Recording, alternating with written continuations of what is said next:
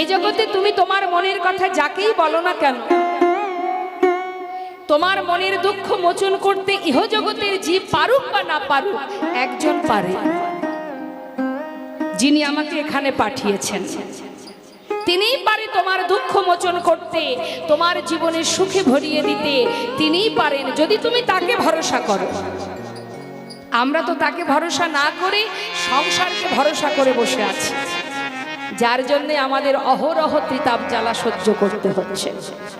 সারা জীবন সুখের জন্য তুমি জীবনের বৈঠা বয়ে যাও, কিনারা তুমি খুঁজে পাবে না,